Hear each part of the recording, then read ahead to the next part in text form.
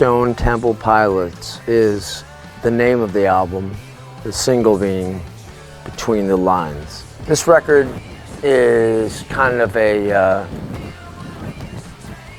throwback in a sense, and when we first started, it was about making a great album.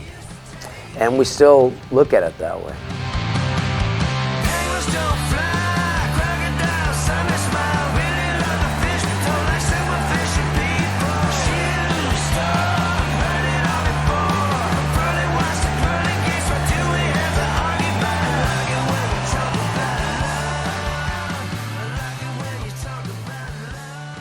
You know, I think this new album means a graduation of some sort. We've graduated into, for one, making a record on our own. That was a big step in producing our own record and making that happen all the way through to the end. The coolest thing about making this record is that we were on the road while making the record. And we had the luxury of using these gentlemen's studios. Robert has a gorgeous studio in the comfort of his home. Scott's studio is 10 minutes from his house, and Eric's is 5 minutes from his house. So that leads me to one thing: we've become older and lazier. Everybody just wanted to work close to home. I think we actually just figured out that you know, technology can either be a hindrance or it can help you. Absolutely. And we figured out a way to make technology actually help us while still making a very rock and roll record. Yeah, and I definitely paid my dues on this one, driving into the studio every day. I think everyone did, getting lost every time trying to find Eric's studio. I think it came from the tracks, you know, the songs. You know, what we were feeling, and we'd get together at Eric's studio, and what I heard was amazing, and then I would take that to my studio and put the melodies and lyrics down, and we kind of went through that twice, really. We demoed it, and then we actually, you know, cut it. On stage, I don't think we've changed. We still go out there to put everything out and sweat and break bones and bleed, you know, with the same intensity that we always had. We're still playing far too loud. It's so loud on stage. You think our volume will ever come down? I don't know how you do it, quite honestly. Yeah, we're playing very loud. Yeah, it's loud up there. Yeah. Maybe one day we'll change and turn things down a little bit. Yeah. We tried for a couple rehearsals. It doesn't stay that way long, does it? No. No.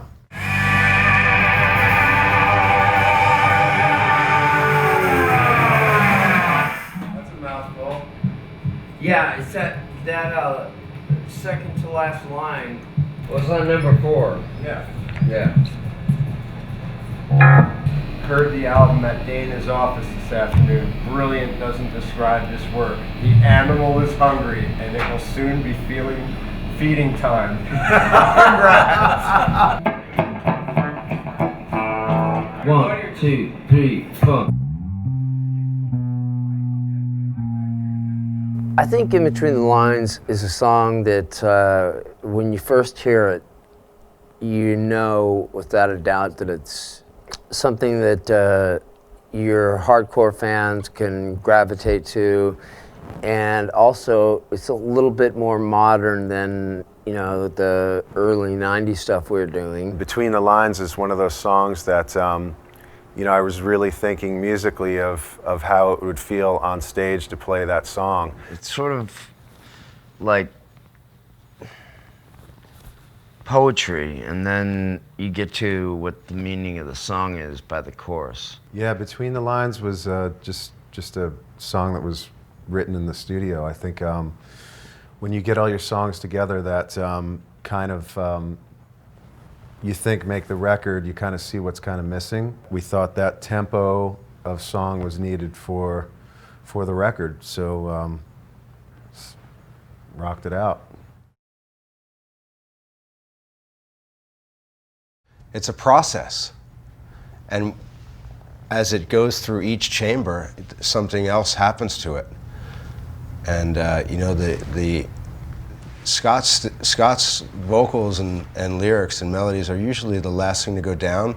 So like that's really like the big payoff. You know, you get this back like, oh wow, this is quite soothing, or this is a nice payoff we've been granted here. Yeah, we still surprise each other musically. I think that's what keeps it fresh. You know, that's what keeps it going. I think if we were writing the same song over and over the years, I don't think we'd be doing what we're doing. I think we would have lost interest a long time ago.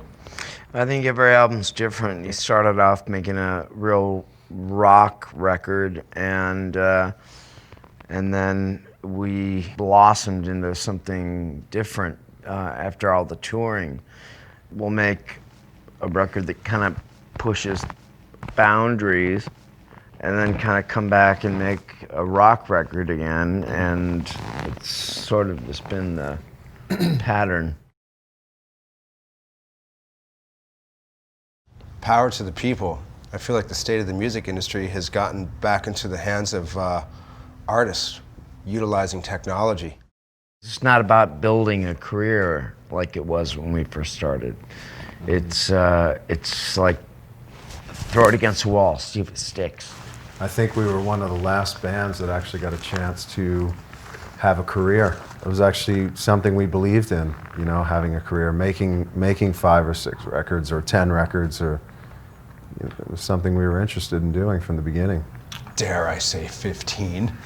Creating a legacy, you know, it's like we'd never talked about Ferraris or Maseratis, you know, it's always like, you know, what are we gonna be able to give back to music? The accent was usually on the song, you know, we always thought about the best songs we could write. I think it was amazing. You know, we've figured out ways to make albums, and every album has been made differently. We've made albums in typical 2,000 a day studios. We've made albums in mansions. We've made albums Eric's studio and my studio, and Robert's. So it's always different. I think that's a chemistry that can't be recreated. You're only as good as those around you, you know? These guys make me look pretty good. You look pretty good yourself. I appreciate it.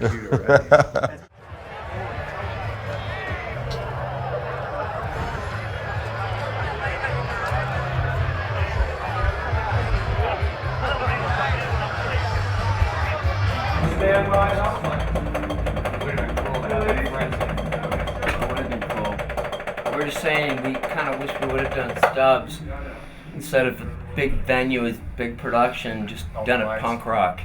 We'll go on to the short again, Scott, right? Yeah. Hands are cold. Welcome to Austin, Texas, boy. Gentlemen, are you ready? I think so. Beat this thing into the ground.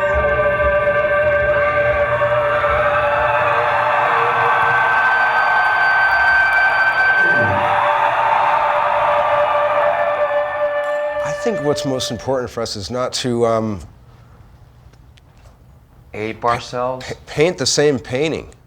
You know, to try to stumble upon new things, new chordings, new tonalities, new melodies. You know, to just not steal from ourselves. It used to be just about you know, my personal angst. You can tell a story in a rock and roll song. And it doesn't have to be about yourself. It can be about anything, you know, or anybody you know. Well, nothing's changed. I usually arrive first, Robert second, Eric third, and Scott last. Yeah, That's the Virgo in me, man. It's Weiland time. You know, there's a lot that has changed in our lives personally. I think there's things that haven't changed amongst us as a band. I think those are the qualities that we kind of grasp onto. Seeing this song out to where it's going to be on stage and being performed in front of people, I think that's always been a focus, and I think that's what makes a great band and makes a great show, is being able to portray those songs in a live light. I'm very excited about going and playing festivals in Europe. We've always loved Europe, except in the winter. It's been a while. For 10 weeks. It's been a while since we've been Yeah. there. This is going to be. It'll be really nice, but this is going to be great, and we're putting our own tour together. You know, Scott brought it to our attention, this cat, Shepherd Ferry. And I was somewhat hip to his stuff, but Scott brought by a book. We were mixing the record, and he brought by a book, and we kind of thumbed through it. I was really taken back at how amazing this cat's work was. We're about peace and love, man. Music may be intense and violent sounding at times, but the ideas behind it are about love stories, broken heart, and the idea of eternal peace. Oh, man. I mean, things every day inspire me. I think it's the same way with all of us. I mean, you know, walking around this grand hotel, I mean, there's so much beauty in it that you can pick up an inspiration, an idea from, you know, looking off the balcony or walking on the balcony.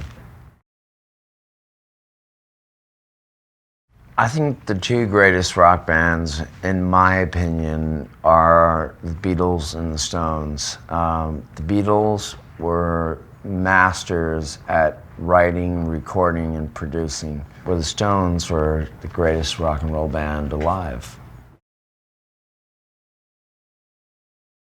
Wow, classic tour memory. I would say it would be Barbecue Mitzvah in '93. Yeah. We were sent to play some places that we really didn't expect to turn up at. You know, water slide parks and Top of building in top of Detroit. Parking structure in Detroit. parking structure. And I think the sweetest time, man, that really resonates with me is that time we were in the middle of the country, and it was your birthday, and we parked out in that cornfield. We drove out into that cornfield and just laid down. And Robert cooked breakfast. We were in the Winnebago. yeah. That was an amazing, amazing I morning. think they were tuna burgers, so. It was breakfast, I know that. Was it Because it was breakfast? pretty early in the I know morning. That was another time that we. The tuna burgers? Yeah, that was actually your birthday. We made the tuna Did you burgers. request that dish? No. That was Never heard of it. Tuna burgers round the horn. That was a tuna helper surprise.